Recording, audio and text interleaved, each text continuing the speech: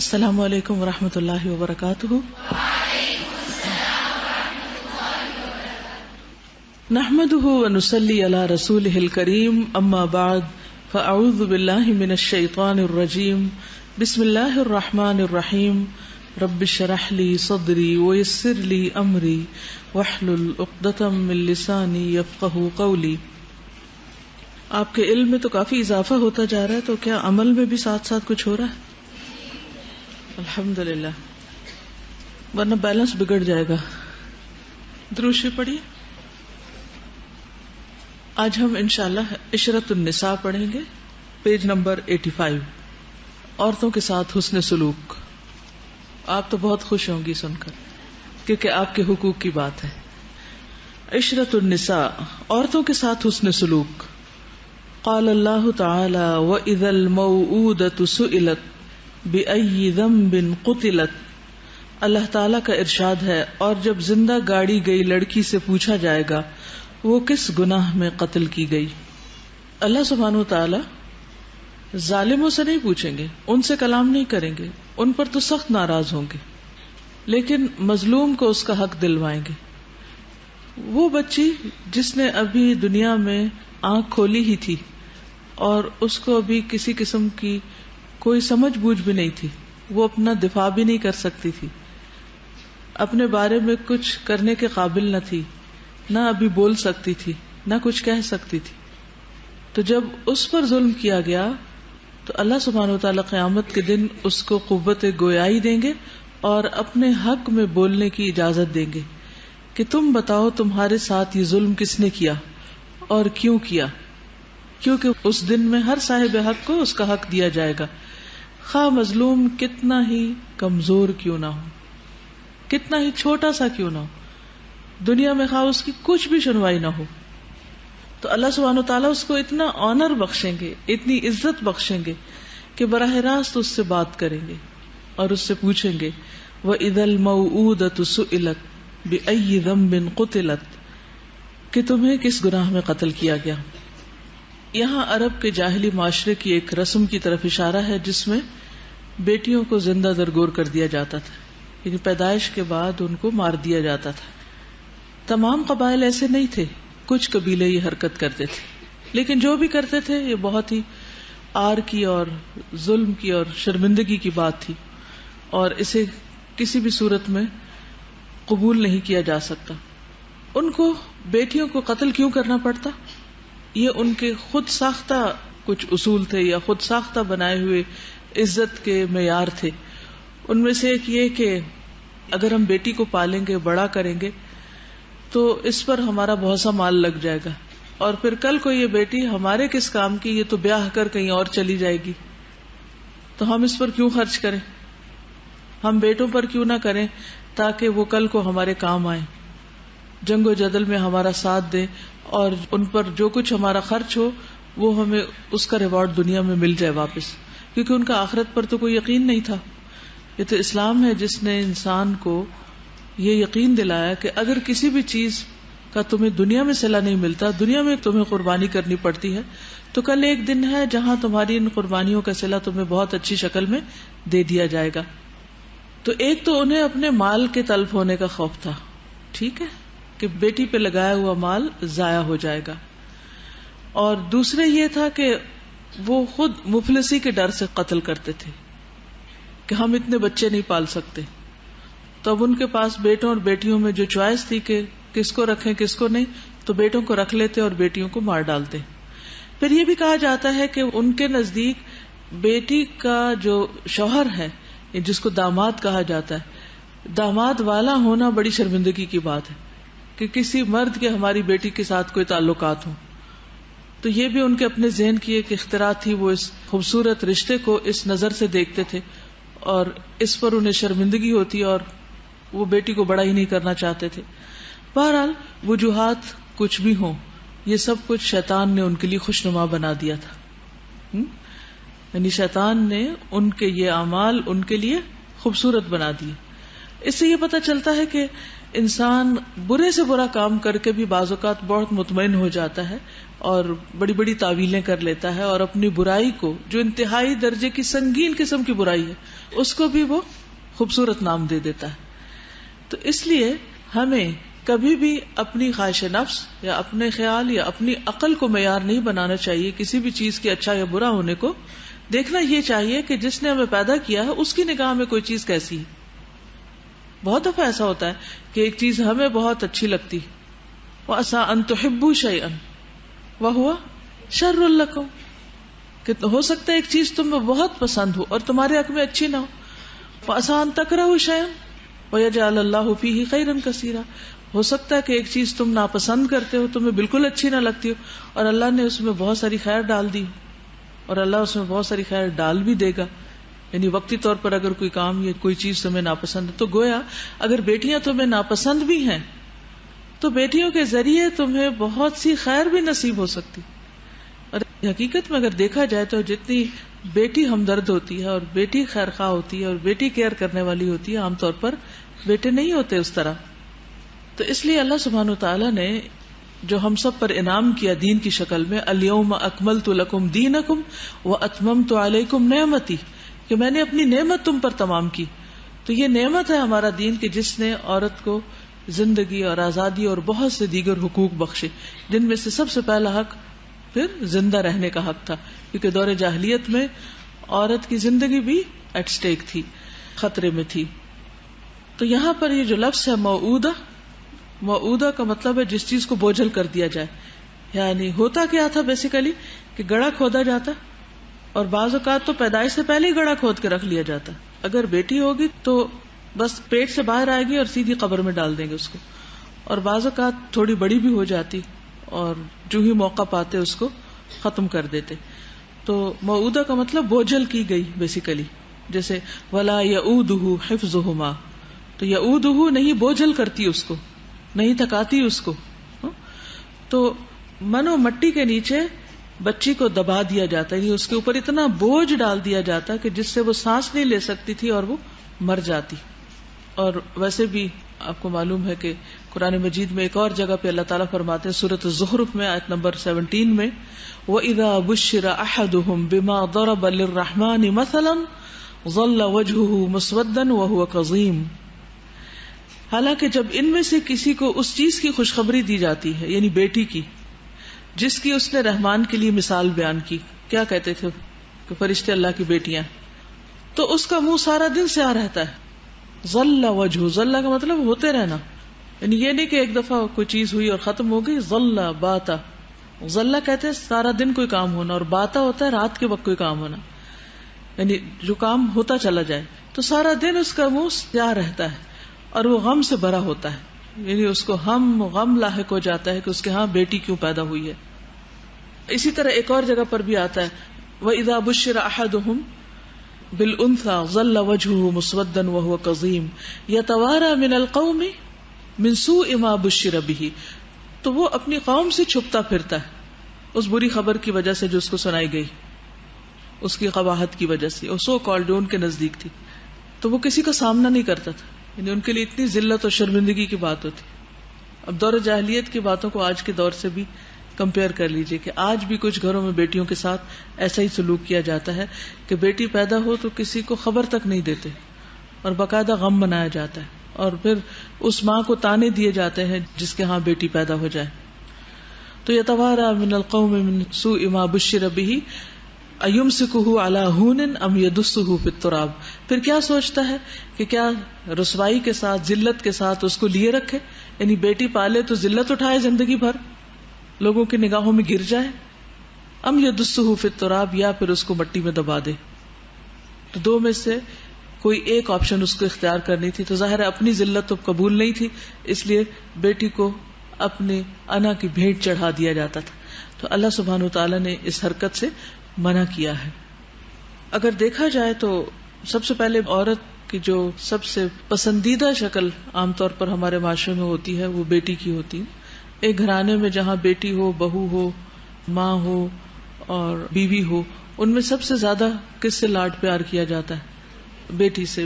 بیٹی کے ناز نخرے زیادہ اٹھائے جاتے ہیں، اس کی زیادہ چلتی ہے۔ تو سب سے پہلے ہم بھی یہاں بیٹیوں کے ساتھ حسن سلوک کے بارے میں اسلام کیا کہتا ہے اس کے بارے میں کچھ پڑھیں گے. پہلی حدیث آپ دیکھ لیجئے. حدیث نمبر 209. ان عائشة زوج النبي صلی اللہ علیہ وسلم قالت جاءتني امرأة معها ابنتان تسألني فلم تجد عندي غير تمرة واحدة فأعطيتها فقسمتها بين ابنتيها ثم قامت فخرجت فدخل النبي صلی اللہ علیہ وسلم فحدثته فقال من يلي من هذه البنات شيئا فأحسن إليهن كن له سترا من النار. نبی کریم صلی اللہ علیہ وسلم کی زوجہ سیدہ عائشہ رضی اللہ تعالی عنہا روایت کرتی ہیں کہ میرے پاس ایک عورت اپنی 2 بچیوں کے ہمراہ مانگنے کے لیے آئی. میرے پاس سوائے ایک کھجور کے کچھ نہ تھا، سوائے ایک کھجور کے کچھ بھی نہ تھا. میں نے وہ کھجور اس کو دے دی اور اس نے وہ کھجور اپنی 2 لڑکیوں میں تقسیم کر دی، پھر اٹھ کر چلی گئی. پھر نبی صلی اللہ علیہ وسلم داخل ہوئے تو میں نے آپ سے اس کا ذکر کیا تو آپ نے فرمایا اللہ تعالیٰ جس کو ان بیٹیوں کے ذریعے کسی بھی آزمائش میں ڈالے اور وہ ان کے ساتھ بہتر سلوک کرے تو وہ اس کے لیے جہنم سے بچاؤ کا ذریعہ ہوگی. حدیث دہرائیے. ان عائشہ زوج النبی صلی اللہ علیہ وسلم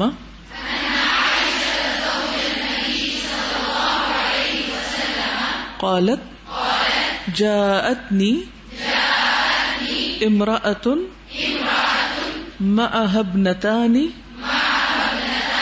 تسألني فلم تجد عندي غير تمرة واحدة فأعطيتها فقسمتها بين ابنتيها ثم قامت فخرجت فدخل النبي صلی اللہ علیہ وسلم فحدثته فقال من يلي من هذه البنات شيئا فأحسن إليهن كن له سترا من النار. رواہ البخاری. پہلے میں اسلام میں بیٹیوں کی حیثیت کے بارے میں کچھ بات کروں گی، پھر حدیث کی کچھ وضاحت کی طرف آؤں گی اور اس دوران یہ وضاحت خود ہی ہو چکی ہوگی. سب سے پہلی بات تو یہ ہے کہ کسی بھی چیز کی کیا اہمیت ہے، کیا امپورٹنس ہے، کیا ویلیو ہے، وہ ہمیں صرف اپنی یا معاشرے کی نگاہ میں نہیں دیکھنی چاہیے کہ ہم کیا کہتے ہیں، ہمارا خاندان کیا کہتا ہے یا لوگ کیا کہتے ہیں. عموماً جب ہم نے کوئی فیصلہ کرنا ہوتا ہے کسی بھی چیز کے اچھے یا برے ہونے کا تو ہم کیا معیار بناتے ہیں، کس چیز کو دیکھتے ہیں کہ ان کیا ہے، لوگ کیا کہتے ہیں، لوگ کس کو پسند کرتے ہیں. اور پھر کیا ہوتا ہے کچھ دن کے بعد لوگوں کا ٹرینڈ بدل چکا ہوتا ہے، ان کا مزاج بدل چکا ہوتا ہے اور پھر وہ کسی اور چیز کو پسند کرنے لگتے ہیں، پھر ہمیں بھی ان کے مطابق اپنی پسند بدلنی پڑتی. تو اس طرح زندگی میں انسان کہیں کا بھی نہیں رہتا. جو شخص بھی ایک پروڈکٹیو لائف گزارنا چاہتا ہے، ایک کارآمد زندگی بسر کرنا چاہتا ہے، اسے اپنی زندگی میں لازماً کچھ اصول بنانے چاہیے اور پھر ان پر جم جانا چاہیے اور لوگوں کی سنی سنائی باتیں اور کہی ہوئی باتیں اور تبصرے اور تنقیدیں اور تعریفیں یہ اس کو اس راہ سے ہٹانے والی نہیں ہونی چاہیے جس پر وہ چلنا چاہتا ہے. کیونکہ ہر انسان کو اللہ تعالیٰ نے عقل دی ہے، سمجھ دی ہے، اچھے برے کا فرق بتایا اور پھر اس کے ساتھ ساتھ اس کا امتحان لیا ہے کہ اب یہ کیا چوز کرتا ہے. ہر انسان کی عقل کا امتحان کہ اس کی چوائس کیا ہے. تو اسی طرح ہمیں بھی یہ دیکھنا ہے کہ اللہ سبحانہ وتعالیٰ نے سب سے پہلے تو یہ کہ کس چیز کو اچھا کہا ہے اور کس کو نہیں، اور پھر اس میں سے ہم کس کو اچھا کہہ رہے ہیں، کیا اسی کو جس کو اللہ تعالیٰ اچھا فرما رہے ہیں یا پھر ہم نے اپنے معیار پیمانے کچھ اور بنائے ہوئے. اب جب ہم اللہ سبحانہ وتعالیٰ کے پاس جائیں گے تو ہمارا امتحان جو ہوگا اس میں جو سوال کیے جائیں گے یا جو کامیابی کا معیار ہوگا وہ کس کی پسند کے مطابق ہوگا، اللہ تعالیٰ کی، کہ کس نے اللہ تعالیٰ کی مرضی کے مطابق زندگی بسر کی اور کون اپنی خواہشات کی پیروی کرتے ہوئے آیا. خلق الموت والحیات لیبلوکم ایکم احسن عملا. اللہ تعالیٰ مسلسل آزما رہے ہیں اور وہ ہم سب سے دیکھ رہے ہیں کہ ہم میں سے کون ہے جو اچھے کام کرتا ہے. اور اچھے کاموں کی شرط کیا ہے کہ جو للہ اور فی اللہ ہوں. للہ کا مطلب کیا ہے؟ صرف اللہ کے لیے ہو، اور فی اللہ کا مطلب اللہ کی پسند کے مطابق ہو، قرآن و سنت کے مطابق ہو. تو قرآن و سنت کی روشنی میں ہم دیکھیں گے کہ خواتین کو کیا مقام دیا گیا، عورت کو کیا درجہ دیا گیا. اگر دیکھا جائے تو عورت اور مرد دونوں مل کر ایک زندگی کی بنیاد رکھتے ہیں، ایک خاندان کی بنیاد رکھتے ہیں. قرآن مجید میں سورۃ آل عمران میں اللہ تعالیٰ دونوں کو آپس میں ایک دوسرے کا حصہ بتاتے ہیں. بعضکم من بعض، تم میں سے بعض سے ہیں، یعنی تم ایک دوسرے کا حصہ ہو. گویا مرد اور عورت دونوں ایک دوسرے کے لیے لازمی چیز ہے، اس کے بغیر معاشرہ وجود میں نہیں آ سکتا. کیا اکیلے کوئی مرد بچہ پیدا کر سکتا ہے یا اکیلے کوئی عورت کوئی بچہ پیدا کر سکتی؟ نہیں، دونوں کی ایک کمبائن ایفرٹ ہوتی. اسی طرح عورت اور مرد یہ دونوں اقسام مختلف ہیں لیکن ہیں دونوں انسان. انسانیت کے درجے میں دونوں برابر ہیں. ہاں ان دونوں کی جنس فرق ہے، یعنی ایک فیمیل ہے اور ایک میل ہے، اور اس اعتبار سے وہ جسمانی طور پر فرق ہے، انسانی طور پر ان میں کوئی فرق نہیں. اسلام کے اعتبار سے بھی ان کے اجر، ان کی نجات، ان کے لیے جو تقوی، توکل، انابت، خشیت کے اصول اور معیار رکھے گئے دونوں کے لیے ایک جیسے رکھے گئے. یہ نہیں کہا گیا کہ عورت کو بہت متقی ہونا چاہیے اور مرد جو چاہے کرتا پھرے، اس کے لیے سب جائز ہے، کہیں بھی نہیں لکھا ہوا. یہ ہمارے معاشرے نے خود ہی ایک معیار بنا لیا، اپنی مرضی سے مردوں کو چھوٹ دیتی، جو چیز چاہے کرے، چاہے وہ حلال کرے حرام کرے، لیکن عورت اگر کچھ کرے تو اس پر بہت سی پابندیاں لگا دی جاتی یا اس کو بلیم زیادہ کیا جاتا ہے. تو یہ یاد رکھیے کہ اللہ سبحانہ وتعالیٰ نے عورت اور مرد کو انسانیت کے درجے میں برابر کے حقوق دے کر پیدا کیا، لیکن ان کے رول مختلف رکھے.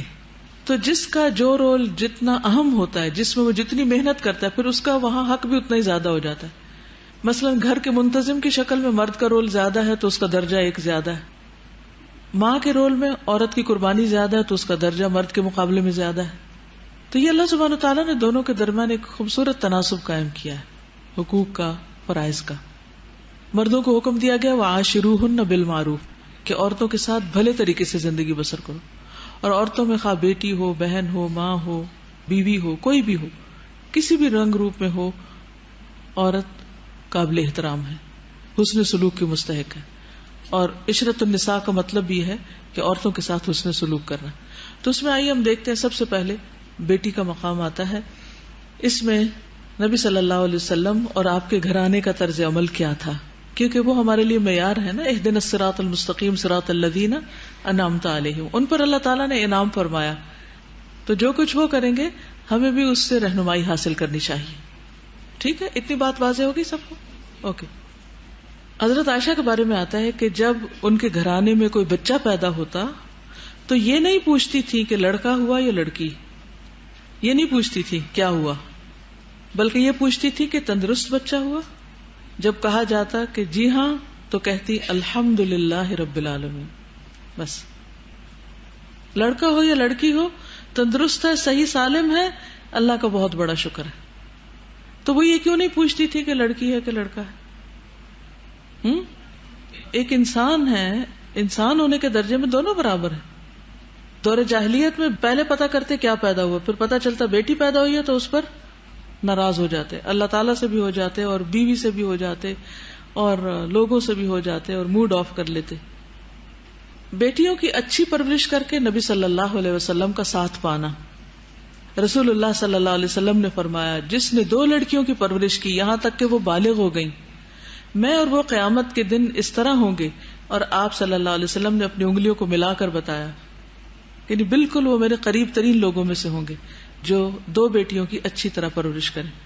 پچھلے دنوں الہدا میں ایک بہت دلچسپ نکاح ہوا. 3 بہنیں تھیں اور بہت ایجوکیٹڈ ماشاءاللہ، اور یہاں الہدا سے بھی انہوں نے پڑھا، اور تینوں کی اکٹھے ایک ہی دن شادی تھی. اور تینوں داماد بھی ان کے ساتھ اور وہ بیٹیاں بھی، اور تینوں کا ایک ہی وقت میں نکاح پڑا گیا. تو مجھے یہ خیال آ رہا تھا کہ جیسے ایک اور حدیث کے مطابق جس نے 3 بچیوں کی پرورش کی اور انہیں پالا پوسا اور ان کی شادی کر دی، اس کے لیے یہ اجر ہے. تو 3 ہو یا 2 ہوں، اصل بات یہ ہے کہ والدین اپنی بچیوں کے ساتھ کس قسم کا سلوک کرتے ہیں دیکھا یہ جائے گا، اور اس کے مطابق ان کو اجر اور صلہ ملے گا. یہ نہیں کہ بیٹا پالنے کا صلہ زیادہ ملے گا اور بیٹی کا کم، بلکہ بیٹا پالنے کا صلہ بتایا نہیں گیا، جبکہ بیٹیوں کا یہ بتایا گیا کہ وہ نبی صلی اللہ علیہ وسلم سے قریب ہوں گے. پھر بیٹیوں سے محبت کرنا جنت کے حصول کا ذریعہ ہے. بیٹیوں سے محبت کرنا جنت کے حصول کا ذریعہ ہے. حضرت عائشہ سے روایت ہے کہ میرے پاس ایک مسکین عورت 2 بیٹیاں اٹھائے ہوئے آئی، میں نے اسے 3 کھجوریں دی. اس نے 2 بیٹیوں میں سے ہر ایک کو ایک ایک کھجور دی اور ایک کھجور کو کھانے کے لیے اپنے منہ کی طرف اٹھایا. تو بیٹیوں نے دوبارہ کھجور مانگ لی. یہ حدیث تھوڑی سی فرق ہے اس سے جو آپ کی کتاب میں. تو اس نے اس کھجور کو توڑ کر پھر دونوں بیٹیوں کو دیا اور خود بھوکی رہی. تو حضرت عائشہ اس واقعے سے بہت متاثر ہوئی کیونکہ انہیں اس کا ایکسپیرینس نہیں تھا کہ ماں ہونا کیا ہوتا ہے. تو کہتی ہیں کہ میں نے اس واقعے کو رسول اللہ صلی اللہ علیہ وسلم کو سنایا. آپ نے فرمایا یقیناً اللہ نے اس کے اس عمل کی وجہ سے اس کے لیے جنت کو واجب کر دیا ہے یا جہنم سے اس کو آزاد کر دیا ہے. اس میں ایک تو بیٹیوں کا خیال رکھنے کی بات ہے، اور دوسرے ایک اور کیا اہم بات پتہ چلتی، ماں کی قربانی. یعنی بعض اوقات ماں قربانی دیتی ہے تو پھر وہ کبھی شوہر سے بدلہ چاہتی، کبھی اپنے ماں باپ سے چاہتی ہے، کبھی لوگوں کو اپنی غم کی بپتا سناتی رہتی ہے. تو ہمیشہ یاد رکھیے کہ اپنے بچوں کے لیے آپ جو بھی کوئی قربانی کریں گے کسی بھی قسم کی، چاہے اپنے حسن کی کریں، چاہے اپنی صحت کی کریں، چاہے اپنے کھانے کی کریں. اکثر ایسا ہوتا ہے کہ ماں جب کھانا لگا لیتی ہے تو اتنے میں بچے رونے لگتے ہیں یا ان کی کوئی اور ضرورت پیش آ جاتی ہے. تو حضرت عائشہ ان واقعات کو بھی دیکھتی تو بہت متاثر ہوتی کہ کیسی کیسی قربانیاں کرتی ہیں، کیسی کیسی تکلیفیں اٹھاتی. بعض اوقات راتوں کو کتنی دفعہ جاگنا پڑتا ہے. تو جو کچھ بھی ماں قربانی کرتی ہے اس کا رونا نہیں رونا چاہیے لوگوں کے سامنے، کیونکہ اکثر میں نے ماں کو دیکھا ہے کہ جب 2 عورتیں اکٹھی ہو کے بیٹھیں گی اور ان کے چھوٹے بچے ہوں گے تو وہ بچوں ہی کی داستانیں سناتی رہیں گی اور انہی کا رونا روتی رہیں گی. بڑا تنگ کرتے ہیں، ایسا ہے ویسا ہے، یعنی ساری نعمتوں کو بھلا کر صرف بچوں کا تنگ کرنا اور اس کو بار بار مینشن کرنا.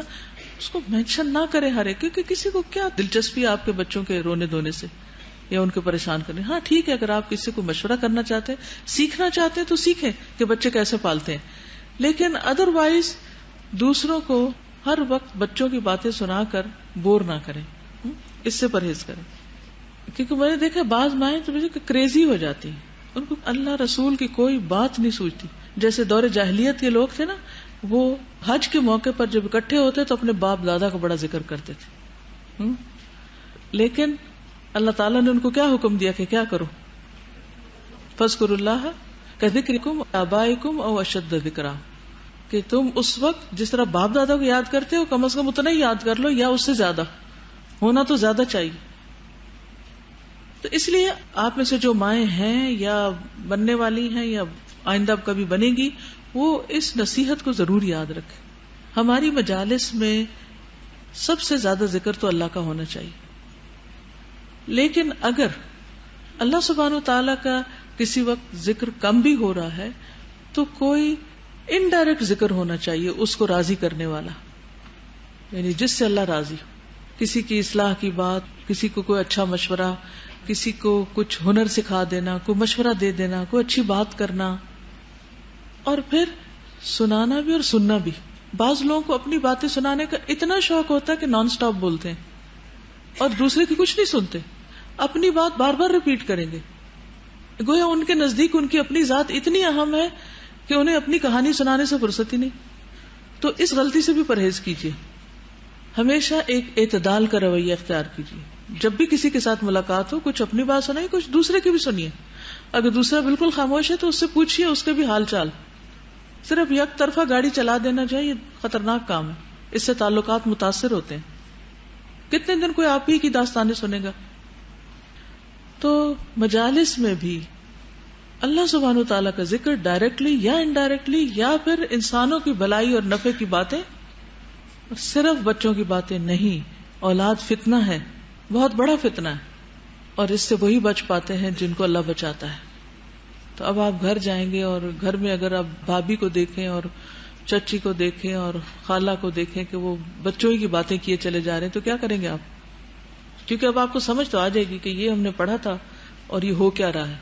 کیونکہ ایک معیار تو مل جاتا ہے نا پھر انالائز کرنے کا چیزوں کو.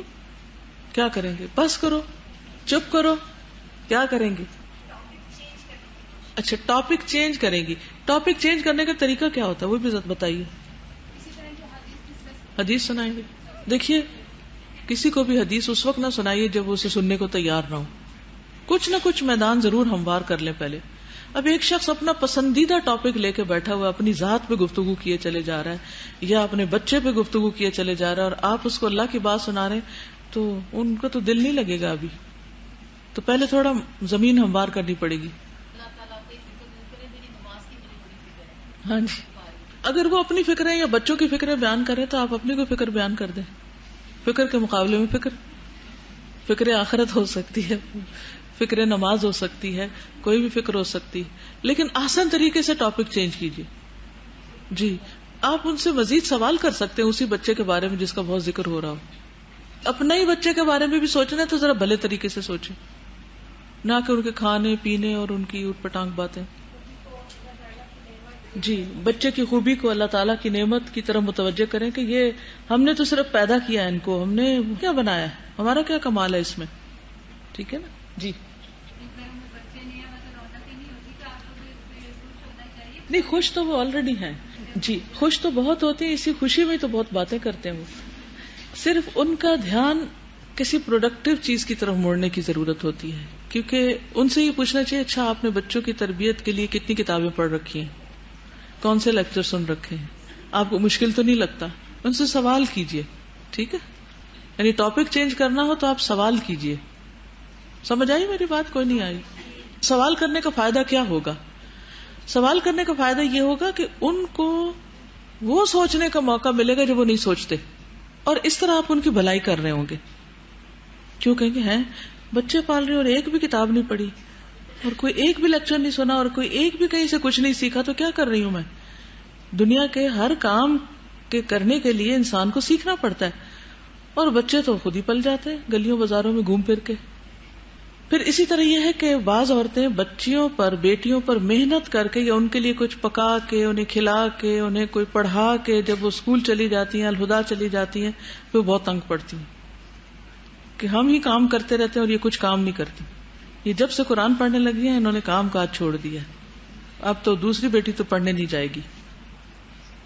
اس میں ایک تو بیٹیوں کو بھی خیال رکھنا چاہیے اور ایک اعتدال کی راہ اختیار کرنی چاہیے. اگر آپ نے اپنا سبق یاد کرنا ہی ہے تو آپ ساتھ کھانا بنائیں اور ساتھ اپنا سپارہ رکھ لیں، کوئی ایک سٹینڈ سا بنا لیں، اس پہ رکھ لیں اور اس کو دیکھ دیکھ کے پڑھتے رہیں اور روٹی بناتے رہیں اور کھانا پکاتے رہیں. کچھ مشکل نہیں، تاکہ ان کو یہ محسوس نہ ہو کہ آپ ان کی سب خدمت سے ہاتھ اٹھا چکی ہیں. ایک تو آپ نے اپنے آپ کو ٹھیک کرنا ہے، لیکن دوسرے اگر آپ ماں ہیں اور آپ ہی کو سارے کام کرنے پڑتے ہیں بچوں کے تو اس میں بھی رونا دھونا چھوڑیں. رسول اللہ صلی اللہ علیہ وسلم نے فرمایا جس کی 3 بچیاں ہوں اور وہ انہیں محنت کر کے کھلائے پلائے اور پہنائے، کھلائے پلائے پہنائے. اب اس میں مرد بھی ہے عورت بھی. مرد کیسے کھلاتا پلاتا پہناتا؟ کما کر، اور بیوی پکا کر بنا کر سی سلا کر. ٹھیک ہے، تو وہ اس کے لیے جہنم کی آگ سے رکاوٹ بن جائے گی. تو اس لیے گھر کے کام کاج کا رونا دھونا نہیں ہونا چاہیے، کیونکہ اس پر اجر بہت زیادہ ہے. جب آپ کام کرنے کے بعد احسان جتا دیتے ہیں تو اجر ضائع ہو جاتا ہے. موڈ آف کر لیتے ہیں تو اجر ضائع ہو جاتا ہے. مثلاً اگر آپ تھک چکے ہیں تو اپنے بچے سے کہہ دیجئے کہ آپ ذرا مجھے دبا دو، میں کھانا پکا کے تھک گئی ہوں تھوڑا. لیکن یہ نہیں کہ کھانا پکا کے وہاں رکھ کے اور موڈ آف کر کے خود اندر جا کے لیٹ گیا اور کہا کھا لو تم خود. یہ رویہ ہرگز اختیار نہ کریں، کیونکہ ہم طرح طرح کے اذیت دے کر احسان جتا کر اپنے عمل برباد کرتے ہیں. اور ایک عورت گھر کا چراغ ہوتی ہے، اس طرح کہ پورا گھر روشن ہو جاتا ہے اس کی مسکراہٹ کی وجہ سے، اس کی خوشی کی وجہ سے. اور جب عورت گھر میں موڈ آف کر کے پھرے تو پھر سارا گھر ہی اندھیرا ہو جاتا ہے. تو معصوم بچے آپ کی طرف دیکھتے ہیں، اس لیے کبھی بھی ایسی بد اخلاقی کی حرکتیں نہ کریں. ہم حسن اخلاق پڑھ رہے ہیں. پھر اسی طرح یہ ہے کہ بچیوں پر شفقت بھی کرنی چاہیے. محبت اور شفقت سے معاملہ کرنا چاہیے. انس بن مالک کہتے ہیں میں نے رسول اللہ صلی اللہ علیہ وسلم سے بڑھ کر کسی کو بچوں پر شفقت کرتے ہوئے نہیں دیکھا. سب سے زیادہ آپ مہربان تھے بچوں کے حق میں. ان سے محبت کرتے، ان کو اٹھاتے، ان کو گلے سے لگاتے، ان کو چومتے. ایک دفعہ حضرت انس ہی کہتے ہیں کہ ایک شخص نبی صلی اللہ علیہ وسلم کے ساتھ بیٹھا ہوا تھا اور اس کا بیٹا آیا. اس شخص نے اسے پکڑا، چوما اور اپنی گود میں بٹھا لیا. پھر اس کی بیٹی آئی تو اس نے اسے پکڑ کر ایک طرف بٹھا دیا. نہ پکڑا، نہ گود لیا، نہ چوما، نہ پیار کیا، کچھ نہیں. نبی صلی اللہ علیہ وسلم نے فرمایا تم نے ان کے بیچ میں عدل کیوں نہیں کیا؟ تم نے انصاف کیوں نہیں کیا؟ یعنی بیٹی کے سامنے بیٹے کو چوما اور بیٹی کو پیار نہیں کیا. اچھا، بعض لوگ الٹ کرتے ہیں، بیٹیوں کو اتنا پیار کرتے ہیں کہ بیٹوں کو بھول جاتے ہیں. یہ بھی ٹھیک نہیں. تو اعتدال ہونا چاہیے، کیونکہ نبی صلی اللہ علیہ وسلم نے یہاں عدل کی بات کی کہ تم نے عدل کیوں نہیں کیا. نعمان بن بشیر سے روایت ہے کہ رسول اللہ صلی اللہ علیہ وسلم نے فرمایا اپنی اولاد کے درمیان عدل کرو، اپنی اولاد کے درمیان عدل کرو، اپنی اولاد کے درمیان عدل کرو. یعنی بیٹے بیٹی کا فرق مت رکھو. نبی صلی اللہ علیہ وسلم خود بھی حضرت فاطمہ سے، دیگر بیٹیوں کو بھی اور خصوصاً حضرت فاطمہ سے بہت پیار کرتے تھے. اس کی کیا وجہ ہے کہ حضرت فاطمہ سے پیار کی روایات زیادہ ملتی ہیں؟ جی ہاں، وہ دیر تک زندہ بھی رہی اور وہ سب سے چھوٹی بھی تھی اور نبی صلی اللہ علیہ وسلم سے مشابہ بھی تھی. مسور بن مخرمہ کہتے ہیں کہ رسول اللہ صلی اللہ علیہ وسلم نے فرمایا فاطمہ میرے جسم کا ٹکڑا ہے، اس لیے جس نے اسے ناحق ناراض کیا اس نے مجھے ناراض کیا. یعنی آپ علل اعلان اس کی محبت کا اظہار کرتے تھے. ایک اور روایت میں آتا ہے فاطمہ میرے جسم کا ٹکڑا ہے، جو چیز اسے پریشان کرتی ہے، بے چین کرتی ہے، وہ مجھے بھی پریشان کرتی، اور جو چیز اسے خوش کرتی ہے وہ مجھے بھی خوش کرتی. اور قیامت والے دن سب حسب نسب منقطع ہو جائیں گے. وتقطعت بہم الاسباب، قرآن مجید میں آتا ہے نا کہ سارے رشتے کٹ جائیں گے، سارے تعلقات ختم ہو جائیں گے، ماں سوائے میرے نسب، رشتہ و قرابت اور دامادگی کے. یعنی میرا جو نسب ہے، یعنی اپنے بچوں کے ساتھ، اور رشتہ قرابت اور داماد جو ہیں ان کا تعلق باقی رہے گا. پھر اسی طرح یہ ہے کہ بیٹی چھوٹی ہو تو سب محبت کرتے ہیں، جب بڑی ہو جائے، سسرال چلی جائے، خود ماں بن جائے تو پھر ماں باپ اس سے بعض اوقات غافل ہو جاتے ہیں کہ اب تو اپنے گھر والی ہے، خوش رہے، ٹھیک ہے. لیکن نبی صلی اللہ علیہ وسلم کیا کرتے تھے؟ حضرت عائشہ فرماتی ہے کہ نبی صلی اللہ علیہ وسلم صبح کے وقت اس حال میں نکلے کہ آپ اپنے اوپر ایک ایسی چادر اوڑے ہوئے تھے جس پر سیاہ بالوں سے نقش بنے ہوئے تھے، یعنی کڑھائی کی ہوئی تھی. اسی دوران میں حسن آ گئے، آپ کے نواسے، تو آپ نے ان کو اپنی اس چادر کے اندر کر لیا. پھر حضرت حسین آ گئے، آپ نے ان کو بھی چادر کے اندر کر لیا. پھر حضرت فاطمہ آ گئی تو آپ نے ان کو بھی اپنی چادر کے اندر کر لیا. پھر علی آئے تو آپ نے ان کو بھی اپنی چادر کے اندر کر لیا. بڑی سی چادر ہوگی نا تو سب کو، جیسے مرغی اپنے پروں کے نیچے اپنے چوزوں کو کر لیتی. کبھی دیکھا یہ عمل؟ اب تو یہ کم ہی ہو گیا، لیکن جب ہم چھوٹے تھے تو ہر سال گرمیوں میں مرغیاں، ان کے پیارے پیارے بچے وہ لے کے ان کو اتنی تربیت دے رہی ہوتی تھی، ساتھ ساتھ چلا رہی ہوتی تھی. وہ ایک نہیں، دو نہیں، کتنے اکٹھے ہوتے تھے. ہم لوگ تو ایک پالنے میں مشکل محسوس کرتے ہیں. اور وہ ان کو دانا چگنا سکھاتی، اور وہ جب کوئی جہاز گزرتا یا کوئی چیل وغیرہ دیکھتی تو ان کو اپنے پروں کے نیچے کر لیتی. تو یہ ہوتی ہے محبت. اور آپ نے دیکھا ہوگا کہ چھوٹے بچے اس سے خوش بہت ہوتے ہیں. کبھی آپ چادر میں اپنا منہ چھپا کے الگ کریں، وہ تا نہیں جس کو بولتے، یا ان کو چھپا لیں اور پھر الگ کریں. تو ابھی اللہ کے رسول صلی اللہ علیہ وسلم ہیں جو اس طرح کے لاڈ کر رہے ہیں، تو ہمیں کیا مشکل ہے؟ ہم کیوں ایک خاص قسم کے تسنوں کا شکار ہیں؟ ہم کیوں ایک آرٹیفیشل قسم کا روب اپنے اوپر ڈالے ہوئے؟ ٹھیک ہے، جہاں آپ کو فرم ہونا ہے، ڈسپلن کرنا ہے، جہاں ان کے ساتھ آپ نے سختی کا معاملہ کرنا ہے، وہ الگ ہے. لیکن ہر وقت سختی نہ طاری کر کے رکھ، سختی کبھی کبھی، لیکن اوور آل جو معاملہ ہے وہ پیار کا، محبت کا، اٹھانے کا، لاڈ کرنے کا، چومنے کا. پھر اسی طرح یہ ہے کہ آپ صلی اللہ علیہ وسلم اپنی بیٹی کی بات بہت توجہ سے بھی سنتے تھے. اس سے بہت تکلیف ہوتی ہے کہ بعض اوقات بچے ماؤں کا منہ موڑ موڑ کے بات کرنا چاہتے ہیں اور مائیں سنتی ہی نہیں. یہ سب سے پہلی بد اخلاقی اور خرابی ہے کہ کسی کی بات ہی نہ سننا، منہ موڑ لینا. جب آپ ایسے کرتے ہیں تو پھر بچے کیا کرتے ہیں؟ جب آپ ان کو بلاتے ہیں آئیے، تو وہ کیا کرتے ہیں؟ وہ بھی منہ موڑ کے چلے جاتے ہیں، کیونکہ وہ آپ سے ہی سیکھ رہے ہیں نا. آپ اپنے عمل سے یہی سکھا رہے ہیں ان کو. تو اس سے بچنا چاہیے. حضرت علی کہتے ہیں کہ فاطمہ رضی اللہ تعالی عنہا نبی صلی اللہ علیہ وسلم کی خدمت میں یہ شکایت لے کر حاضر ہوئی کہ چکی پیسنے کی وجہ سے ان کے ہاتھوں میں کتنی تکلیف ہے. یعنی اپنے ہاتھ دکھانے کے لیے آئیں, کیونکہ انہیں پتا چلا تھا کہ نبی صلی اللہ علیہ وسلم کے پاس کچھ غلام آئے ہیں تو ان کو بھی کچھ مل جائے گا. لیکن جب وہ گھر آئیں تو آپ تھے نہیں, تو ملاقات نہ ہو سکی. اس لیے حضرت عائشہ رضی اللہ تعالی عنہا سے ذکر کر لیا. جب آپ تشریف لائے تو حضرت عائشہ نے آپ سے تذکرہ کیا کہ فاطمہ اس کام سے آئی تھی. پھر حضرت علی کہتے ہیں کہ آپ صلی اللہ علیہ وسلم ہمارے ہاں تشریف لائے, یعنی آپ بات سنانے آئی تھی, آپ گھر نہیں تھے تو آپ خود چلے گئے ان کے گھر. ہم اس حال میں تھے کہ اپنے بستروں پر لیٹ چکے تھے. ہم نے اٹھنا چاہا تو آپ نے فرمایا تم دونوں جس طرح ہو اسی طرح رہو, یعنی لیٹے رہو. پھر آپ میرے اور فاطمہ کے درمیان میں بیٹھ گئے, یعنی بستر پر آ کر. میں نے آپ کے قدموں کی ٹھنڈک اپنے پیٹ پر محسوس کی, یعنی حضرت علی کے سینے پر آپ کے پاؤں لگ رہے تھے. یعنی اس طرح اپنے پاؤں دراز کر کے آپ ان دونوں کے بیچ میں بیٹھ گئے, انہی کے بستر پر. اب ظاہر شادی ہو چکی ہے, جوان ہیں سب, لیکن اس کے باوجود آپ کی توجہ اور آپ کا ان کا حال پوچھنا اور ان کے مطالبات کو سننا. یہ الگ بات ہے کہ آپ نے غلام نہیں دیا تھا, تسبیحات بتا دی تھی. یہی تربیت ہوتی ہے کہ بچوں کی ہر بات مانی نہیں جاتی. اور نبی صلی اللہ علیہ وسلم کا گھرانہ تو سب کے لیے ایک نمونہ تھا. تو آپ صلی اللہ علیہ وسلم نے اس موقع پر پھر حضرت فاطمہ کو سکھایا کہ جب تم تھک جاؤ تو یہ رات کو بستر پر لیٹ کے پڑھو 33 دفعہ سبحان اللہ اور 33 مرتبہ الحمدللہ اور 34 مرتبہ اللہ اکبر. تو یہ تمہارے لیے غلاموں سے بہتر ہے. اور پھر حضرت فاطمہ جو تھی وہ جب یہ پڑھتی تھی تو ان کی تھکاوٹ اتر جاتی تھی. آپ بھی آزما لیجیے. تو اس حدیث سے کیا پتہ چلتا ہے؟ انہیں اسی طرح اٹینشن دیتے تھے اور ان کی آواز سننے اسپیشل ان کے گھر آئے تھے. بالکل. اور کوئی کہ آپ صلی اللہ علیہ وسلم اتنی مصروفیات کے باوجود کہ آپ ایک پیغمبر ہیں اور آپ کے دین کے حوالے سے اتنے کام ہیں, لیکن پھر بھی آپ اپنے فیملی کو ان کی جائز حق جو ہے وہ ان کو دیتے. اور ہم نے جو کام نہیں کرنا ہوتا اس کے لیے دین کے کام کی مصروفیت بتا دیتے ہیں. پھر اسی طرح آپ پیار سے نام لے کر بلاتے تھے. نبی صلی اللہ علیہ وسلم زینب بنت ام سلمہ آپ کی بیوی تھی, تو ان کے دوسرے شوہر ابو سلمہ سے جو بچے تھے ان سے بھی بہت محبت کرتے تھے.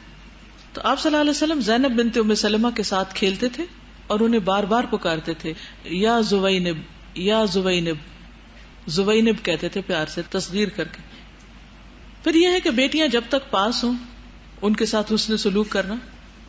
رسول اللہ صلی اللہ علیہ وسلم نے فرمایا جس شخص کی 2 بیٹیاں بالغ ہو جائیں اور وہ ان کے ساتھ اس وقت تک حسن سلوک کرتا رہے جب تک وہ اس کے ساتھ رہیں, یعنی شادی نہ ہو, یا وہ شخص ان کے ساتھ رہے, تو وہ ضرور اسے جنت میں داخل کریں گی.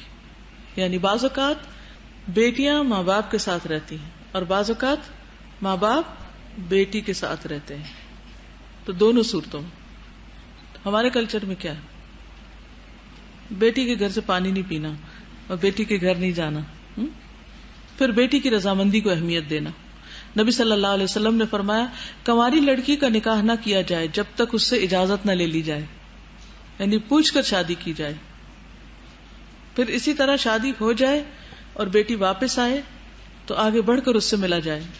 حضرت عائشہ کہتی ہیں میں نے کسی کو نہیں پایا کہ وہ اپنی عادات, چال چلن اور بات چیت میں فاطمہ رضی اللہ عنہا سے بڑھ کر رسول اللہ صلی اللہ علیہ وسلم کے مشابہ ہوں. یعنی صرف شکل میں نہیں بلکہ عادات اور چال چلن, بات چیت, ہر چیز میں وہ نبی صلی اللہ علیہ وسلم سے بہت ملتی تھی.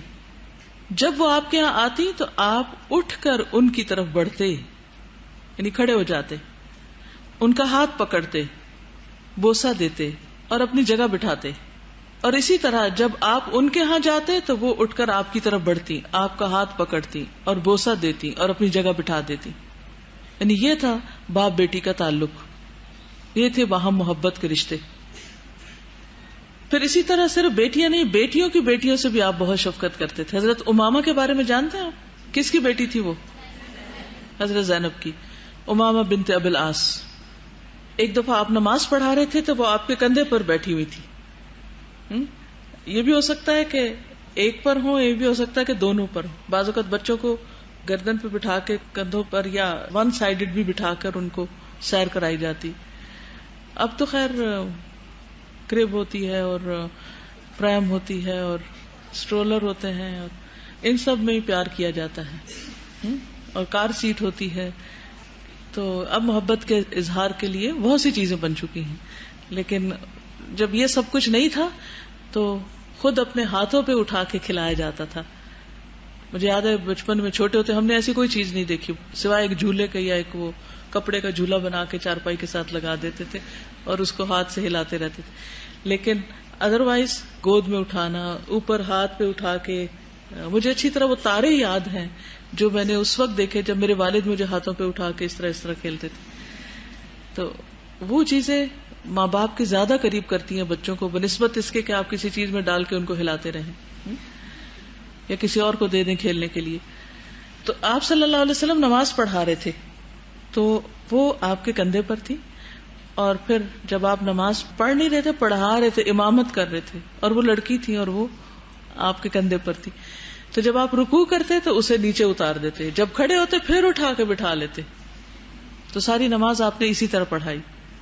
تو یہ دراصل ایک نمونہ قائم کرنا تھا کہ ایک مرد خواہ کتنے بھی بڑے عہدے پہ پہنچ جائے, امام بن جائے, بڑے سے بڑا کام کرے, لیکن اپنے گھر والوں سے غافل نہ ہو, محبتیں دینے اور بانٹنے سے غافل نہ ہو. ایک اور روایت میں آتا ہے ابو قتادہ کی کہ رسول اللہ صلی اللہ علیہ وسلم اس حال میں نماز پڑھتے کہ آپ امامہ بنت زینب کو جو ابو العاص بن ربیع کی بیٹی تھی اٹھائے ہوئے ہوتے, جب آپ کھڑے ہوتے تو اٹھا لیتے, پھر جب سجدہ کرتے تو زمین پر بٹھا دیتے. پھر اسی طرح وقت کے تقاضے کے مطابق بچیوں کی ضروریات پر توجہ دینا, کیونکہ جب چھوٹی ہوتی ہے تو زیادہ محبت چاہیے ہوتی ہے, لیکن جب تھوڑی بڑی ہوتی ہے پھر ڈسپلن سکھانا چاہیے. کہتے ہیں نا کہ بچے کو 7 سال تک محبت دے, 7 سال کا ہو جائے تو تمیز سکھائیں. اس کے مطلب پہلے تمیز نہ سکھائیں, لیکن 7 سال کا ہو جائے تو تھوڑا فرم رویہ اختیار کرنا چاہیے اور ان کو جائز ناجائز اچھے برے کا فرق زیادہ بتانا چاہیے. محمد کہتے ہیں کہ ایک مرتبہ حضرت عائشہ نے صفیہ ام طلحہ کے ہاں قیام کیا تو دیکھا کہ کچھ بچیاں جو بالغ ہونے کے باوجود بغیر دوپٹوں کے نماز پڑھ رہی ہیں. تو حضرت عائشہ نے فرمایا کہ کوئی بچی بغیر دوپٹے کی نماز نہ پڑھے. ایک مرتبہ نبی صلی اللہ علیہ وسلم میرے ہاں تشریف لائے تھے, اس وقت میری پرورش میں ایک بچی تھی, آپ نے ایک بچی پالی ہوئی تھی. نبی صلی اللہ علیہ وسلم نے ایک چادر مجھے دی اور فرمایا اس کے 2 حصے کر کے اس بچی اور ام سلمہ کی پرورش میں جو بچی ہے ان دونوں کے درمیان تقسیم کر دو, کیونکہ میرے خیال میں یہ دونوں بالغ ہو چکی ہیں, یعنی بڑی ہو گئی ہیں, اب ان کو گھر کے اندر بھی دوپٹہ لینا چاہیے. ٹھیک. پھر بیٹیوں کو مشقت میں, مشکل وقت میں, تنگی میں آسانی فراہم کرنی چاہیے. حضرت اسماء جو تھی وہ بہت زیادہ کام کیا کرتی تھی. وہ کہتی کہ حضرت زبیر کی ایک زمین تھی جو رسول اللہ صلی اللہ علیہ وسلم نے ان کو دی تھی, اور وہاں وہ زمینوں پہ کام بھی کرتی تھی اور وہاں سے کھجوروں کی گٹلیاں پوری بھر کے اپنے سر پہ لاد کے پیدل مدینہ آتی تھی. آپ کو پتا نہیں کہ گٹلیاں کتنی ہیوی ہو جاتی ہیں, تو اس کی وہ پوری گٹھلی سر پہ لاد کے لاتی. یہ زمین میرے گھر سے 2 میل دور تھی. ایک روز میں آ رہی تھی, گٹلیاں میرے سر پہ تھی. راستے میں حضور صلی اللہ علیہ وسلم سے ملاقات ہوگی تو آپ کے ساتھ انصار کے کچھ اور آدمی بھی تھے. آپ نے مجھے بلایا, اپنے اونٹ کو بٹھانے کے لیے کہا. آپ چاہتے تھے کہ مجھے اپنی سواری پر اپنے پیچھے سوار کر لیں, لیکن مجھے مردوں کے ساتھ چلنے میں شرم آئی, اور زبیر رضی اللہ عنہ کی غیرت کا خیال بھی آیا کہ میرے شوہر کو یہ بات اچھی نہیں لگے گی, کیونکہ وہ بہت ہی غیرت والے تھے. کچھ مردوں میں دوسروں کی نسبت بہت زیادہ یہ مادہ ہوتا ہے کہ وہ اپنی بہنوں, بیٹیوں کو, بیوی کو بہت زیادہ پروٹیکٹ کرتے ہیں یا ان کی عزت آبرو کا خیال رکھتے ہیں. اگرچہ ہر مرد کو کرنی چاہیے, لیکن کچھ اس میں ذرا زیادہ سینسیٹیو ہوتے ہیں. تو آپ صلی اللہ علیہ وسلم سمجھ گئے کہ میں شرم محسوس کر رہی ہوں, اس لیے آپ آگے بڑھ گئے. پھر میں زبیر کے پاس آئی, ان سے واقعہ بیان کیا کہ آپ صلی اللہ علیہ وسلم سے میری ملاقات ہوئی تھی اور میرے سر پہ گٹلیاں تھی اور آپ کے ساتھ چند صحابہ تھے, اور آپ نے مجھے اونٹ پر سوار کرنے کے لیے کہا تھا, لیکن مجھے شرم آئی اور آپ کی غیرت کا خیال آیا. اس پر زبیر نے کہا, اللہ کی قسم مجھ کو تو اس سے بڑا رنج ہوا کہ تو گٹلیاں لانے کے لیے نکلے, اگر تم نبی صلی اللہ علیہ وسلم کے ساتھ سوار ہو جاتی تو اتنی غیرت کی بات نہ تھی. یعنی تمہارا اکیلے گٹلیاں لاد کے لانا زیادہ میرے لیے غیرت کی بات ہے بنسبت اس کے کہ نبی صلی اللہ علیہ وسلم کے ساتھ سوار ہو جاؤ. اس کے بعد میرے والد ابو بکر نے مجھے ایک غلام بھیج دیا, وہ گھوڑے کا سب کام کرنے لگا اور میں بے فکر ہو گئی, گویا انہوں نے غلام بھیج کر مجھے آزاد کر دیا. تو یہ ان کے والد نے ان کے لیے آسانی کر دی. تو اس سے کیا بات پتہ چلتی ہے کہ شادی کے بعد بیٹی کو ہیلپ کر سکتے ہیں کس کس چیز میں, فائنینشیل پرابلمز ہوں یا کسی اور طرح کے مسائل ہوں, اس کے بچے بیمار ہوں یا ان کو کسی قسم کی ہیلپ چاہیے. بعض اوقات وہ اپنا ویسے خرچ پورا کر لیتے ہیں, بچوں کی فیس نہیں ہوتی ان کے پاس یا اور ضروریات ہوتی ہیں, تو ان کا خیال رکھنا چاہیے. ٹھیک ہے. جی ہاں, احسان جتایا جاتا ہے نا, بعض اوقات بیٹی پہ بھی جتاتے ہیں اور بعض اوقات داماد پہ بھی جتاتے ہیں, تو اس سے پھر یہ ہوتا ہے کہ تعلقات خراب ہو جاتے ہیں اور اجر بھی ضائع ہوتا ہے. پھر اسی طرح یہ ہے کہ بعض اوقات غلام نہ دیا جا سکے تو کیا کرنا چاہیے؟ اما تعرضن عنهم ابتغاء رحمت ربک ترجوها فقل لهم قولا میسورا. کہ بعض اوقات بیٹے بیٹیاں ہوں, بچے ہوں یا بہن بھائی ہوں یا اور کوئی رشتہ دار ہوں, وہ آپ سے ایسی مدد چاہتے ہوں جو آپ نہ کر سکتے. ان کی آپ سے بہت ساری توقعات ہوں, ایکسپیکٹیشنز ہوں, لیکن آپ ان کو پورا نہیں کر سکتے کیونکہ آپ کا اپنا ہاتھ تنگ ہے, آپ ابھی اپنے بچوں کے خرچے پورے نہیں کر پا رہے. تو ایسی صورت میں چٹی نہ یا چٹا جواب نہیں دینا چاہیے, بلکہ کیا کرنا چاہیے؟ کوئی اچھی بات بتا دینی چاہیے, کوئی راستہ دکھا دینا چاہیے, کوئی اچھا مشورہ دینا چاہیے, اچھی کاؤنسلنگ کر دینی چاہیے. ٹھیک ہے نا. یعنی ضروری نہیں ہوتا کہ ہر وقت انسان فائنینشیل ہیلپ کر سکے, کسی اور طرح مدد کر سکتا ہے. پھر اسی طرح ان کی دینی تربیت کا خیال رکھنا چاہیے. نبی صلی اللہ علیہ وسلم, حضرت علی کہتے ہیں کہ ایک مرتبہ رات کے وقت میرے اور فاطمہ کے پاس تشریف لائے, یعنی تہجد کے وقت, اور ہمیں نماز کے لیے جگا کر خود اپنے گھر جا کر نماز پڑھنے لگے. تو آپ میں سے بھی اکثر ماں یہ کرتی ہوں گی کہ صبح جیسے اٹھے ہیں تو پھر بچوں کا بھی دروازہ ایک دفعہ نوک کر دیا اور پھر اس کے بعد ان کو چھوڑ دیا اور پھر اپنی نماز پڑھنے لگ گئے. ہوتا ہے آپ کے گھروں میں ایسے؟ پھر اسی طرح یہ ہے کہ شادی کے موقع پر داماد کے ساتھ کچھ طے کیا جا سکتا ہے کہ وہ بچی کا زیادہ خیال رکھے. حضرت علی رضی اللہ تعالیٰ عنہ نے جب حضور صلی اللہ علیہ وسلم کے پاس پیغام بھیجا حضرت فاطمہ کے لیے کہ ان کی شادی میرے ساتھ کر دیں, پروپوزل بھیجا, تو آپ نے فرمایا یہ تمہاری ہے بشرطے کہ اس کے ساتھ حسن سلوک سے پیش آؤ. یہ تمہاری ہے, یعنی مجھے کوئی اعتراض نہیں, یہ پروپوزل قبول ہے, بس شرط یہ کہ اس کے ساتھ اچھا سلوک کرنا, حسن سلوک کرنا. اور حسن سلوک میں کیا کی چیزیں آتی ہیں؟ ایک تو رویہ اور معاملہ اچھا ہو, اور اس کے علاوہ یہ ہے کہ جو بیوی کے حقوق بنتے ہیں, نان نفقہ وغیرہ یا باقی ضروریات پوری کرنی ہے, وہ بھی خوش دلی سے پوری کرنا. ٹھیک ہے. ابن عباس کہتے ہیں کہ جب حضرت علی رضی اللہ تعالیٰ عنہ نے فاطمہ رضی اللہ تعالیٰ عنہا سے شادی کی تو رسول اللہ صلی اللہ علیہ وسلم نے حضرت علی سے فرمایا اس کو کوئی چیز دو. انہوں نے کہا میرے پاس تو کوئی چیز نہیں. فرمایا وہ تمہاری حتمی زرہ کہاں ہے؟ تو انہوں نے پھر اس کو بیچا تھا اور حضرت فاطمہ کے لیے کچھ چیزیں خریدی تھی. یعنی سسر داماد کو یہ کہہ سکتا ہے کہ ہماری بیٹی کے لیے فلاں چیز کا انتظام کرو, اس میں کوئی برائی نہیں, کیونکہ وہ بھی باپ ہے. بے جا مطالبے نہیں کرنے چاہیے, لیکن توجہ بھی دلانی چاہیے. یہاں چونکہ نبی صلی اللہ علیہ وسلم ایک معلم بھی تھے, ایک نبی بھی تھے, اور آپ کا ہر عمل دوسروں کے لیے ایک نمونہ تھا, تو آپ دوسروں کو بھی سکھا رہے تھے نا کہ بیوی کے ساتھ حسن سلوک کرنا چاہیے. پھر بیٹی کے دین کی فکر. علی بن ابی طالب رضی اللہ تعالیٰ عنہ نے فاطمہ رضی اللہ تعالیٰ عنہا کے ہوتے ہوئے ابو جہل کی بیٹی کو نکاح کا پیغام بھیجا. تو صحابی کہتے ہیں کہ میں نے نبی صلی اللہ علیہ وسلم کو ممبر پر خطبہ دیتے ہوئے سنا, اور میں ان دنوں میں بالغ تھا. آپ نے فرمایا فاطمہ مجھ سے ہے اور مجھے فکر ہے کہ کہیں اس کے دین میں کوئی امتحان نہ آ جائے. پھر آپ صلی اللہ علیہ وسلم نے بنی عبد شمس میں سے اپنے داماد کا ذکر کیا, دوسرے داماد کا ذکر کیا ابو لاس کا, اور اس کی خوب تعریف فرمائی. اور یہ آپ خطبہ دے رہے ہیں, اور فرمایا اس نے مجھ سے بات کی تو سچی کی, وعدہ کیا تو اس کو پورا کیا. میں کسی حلال کو حرام یا حرام کو حلال نہیں کرتا, لیکن اللہ کی قسم رسول اللہ صلی اللہ علیہ وسلم کی بیٹی اور اللہ کے دشمن کی بیٹی کبھی ایک جگہ ہرگز جمع نہیں ہو سکتی, کیونکہ اس میں کئی اور چیزوں کے خلط ملط ہونے کا اندیشہ تھا. اس لیے آپ صلی اللہ علیہ وسلم نے اس نکاح کو روک دیا. لیکن یہاں کتنی اچھی بات پتہ چلتی ہے کہ آپ صلی اللہ علیہ وسلم نے اپنے دامادوں کی تعریف برسر عام بھی کی. اسی طرح غم اور دکھ کے موقع پر تسلی دینا, دلاسا دینا, ہمت بندھانا, یعنی جہاں ایک طرف آرام کا خیال رکھنا, ضروریات کا خیال رکھنا, وہاں جب دکھی اور پریشان ہو تو اس وقت تکلیف کو دور کرنے کا بھی کرنا ہے. جیسے ابھی اس موقع پر کہ فاطمہ کے دین میں امتحان نہ آ جائے, یہ بھی دراصل ان کا ایک دکھ تھا نا جس کا ازالہ آپ نے کیا. اور دوسری طرف حضرت انس کہتے ہیں کہ جب رسول اللہ صلی اللہ علیہ وسلم کو موت کی تکلیف محسوس ہوئی تو فاطمہ رضی اللہ تعالی عنہا نے کہا ہائے تکلیف، ان سے برداشت نہیں ہو رہا تھا. رسول اللہ صلی اللہ علیہ وسلم نے فرمایا میری بیٹی تمہارے باپ پر وہ غالب آنے والی ہے کہ قیامت کے دن تک پہنچانے کے لیے اللہ تعالی ہر ایک کو اسی میں مبتلا کرتا ہے. یعنی اب تمہارے والد کی وفات قریب ہے اور ہر ایک کو قیامت کے دن تک پہنچنے کے لیے اس مرحلے سے لازمی گزرنا ہوتا ہے. یعنی آپ اتنی سخت تکلیف میں مبتلا ہیں اور اس وقت بھی بیٹی کو دلاسا دے رہے ہیں اور اس وقت بھی تعلیم دے رہے ہیں کہ اس موقع پر گھبراؤ نہیں. انس بن مالک کہتے ہیں کہ جب نبی صلی اللہ علیہ وسلم کی بے چینی بہت بڑھ گئی، کون سی بے چینی؟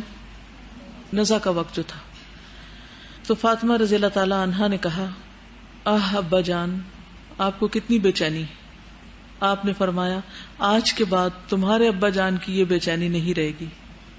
یعنی یہ آخری موقع ہے بے چینی کا، اس کے بعد جب اللہ تعالیٰ سے جا ملیں گے تو اللہ تعالیٰ ان سے راضی ہے اور وہ خوش ہی خوش ہوں گے. اسی طرح بچیوں کی جو خوشیاں ہوتی ہیں یا جو کھیل کود کا شوق ہوتا ہے اس پر بھی ان کا خیال رکھنا چاہیے، ان کے جذبات کا احساس رکھنا چاہیے. مثلا اگر وہ کھیلنے کی اجازت مانگے یا کوئی اور اس طرح کا کام کرنا چاہے جو شریعت سے نہیں ٹکراتا تو انہیں خوشی سے اجازت دینی چاہیے. ابو حیان کہتے ہیں میں نے ربیع بن خیثم کی بیٹی کو دیکھا کہ وہ ان کے پاس آئی، کہنے لگی ابا جان میں کھیلنے چلی جاؤں، یعنی کھیلنے کی اجازت مانگی. تو ان کا ہاں چلی جاؤ لیکن اچھی بات کہنا، انہیں لڑائی نہیں کرنا وہاں. ساتھ ہی تلقین بھی کر دی. اسی طرح بچوں کو بد دعا نہیں دینی چاہیے. کچھ مائیں بچے تنگ کرے تو ان کو بد دعائیں دینے لگتی، حالانکہ وہ بد دعائیں پھر خود انہیں پہ پلٹ آتی. جب بچوں کو کوئی تکلیف پہنچتی ہے تو تکلیف کون اٹھاتا ہے؟ مائیں ہی اٹھاتی ہے نا. نبی صلی اللہ علیہ وسلم نے فرمایا اپنی اولاد کو بد دعا مت دو، ایسا نہ ہو کہ وہ اللہ تعالیٰ کی طرف سے عطا اور قبولیت کی گھڑی ہو تو وہ تمہارے لیے قبول کر لے. اسی لیے کبھی اپنی زبان سے منفی بات نہیں نکالنی چاہیے. مثلا کوئی آپ سے کہے کہ یہ کام کر دو کہ یہ تو میں کر ہی نہیں سکتی، تو ہو سکتا ہے وہ عطا اور قبولیت کی گھڑی ہو کہ اگر آپ کہیں انشاءاللہ میں پوری کوشش کروں گی تو اللہ تعالیٰ آپ کو توفیق دے دے، اور اگر آپ کہیں یہ تو ہو ہی نہیں سکتا، یہ نہیں میں کر سکتی، یہ بہت مشکل ہے، تو کیا ہوگا؟ ہو سکتا ہے کہ وہ زندگی بھر آپ کے لیے مشکل ہو جائے. تو ہمیشہ اپنی زبان سے خیر کے کلمات نکالا کریں، چاہے بچوں کا معاملہ ہو چاہے کوئی اور معاملہ ہو. منفی باتیں نہ کریں. مثلاً بعض اوقات ایسا ہوتا ہے نا کہ ہسبینڈ وائف آپس میں بچوں کے اوپر تبصرہ کرنے لگتے ہیں، تو کوئی ان میں سے اگر بہت غصے میں ہوتا ہے تو کہتا ہے اس سے تو کوئی خیر کی توقع نہیں، یہ تو بڑا ہی بدبخت ہے. کئی دفعہ ماں باپ کہہ رہے ہوتے ہیں نا ایسی باتیں، تو ایسا نہیں کہنا چاہیے. آپ نے سنا تھا نا کہ بجائے اس کے کہ بیڑا غرق ہو، کیا کہنا چاہیے؟ بیڑا ترے. پھر اسی طرح یہ کہ بچوں کو ان کی پسند کی چیزیں دینا، ایک حد کے اندر رہ کے ٹوائز جیولری وغیرہ ان کو لے کر دینا جس سے وہ خوش ہوں. حضرت عائشہ فرماتی کہ رسول اللہ صلی اللہ علیہ وسلم کے پاس نجاشی کی طرف سے زیورات آئے جو اس نے ہدیہ کیے تھے آپ کو، تو ان میں ایک سونے کی انگوٹھی بھی تھی جس میں حبشی پتھر کا نگینہ تھا. حضرت عائشہ فرماتی کہ رسول اللہ صلی اللہ علیہ وسلم نے اسے ایک لکڑی سے چھوا یا اپنی بعض انگلیوں سے چھوا، اس سے اعراض کرتے نہیں، یوں ایسے پکڑا بس، یا لکڑی کے ساتھ اٹھایا اسے. پھر اپنی نواسی امامہ بنت ابو العاص کو بلایا جو زینب کی صاحبزادی تھی، اور فرمایا اے میری بیٹی اس سے زینت اختیار کر لو. سبحانک اللہم و بحمدک اشہد ان لا الہ الا انت استغفرک و اتوب الیک.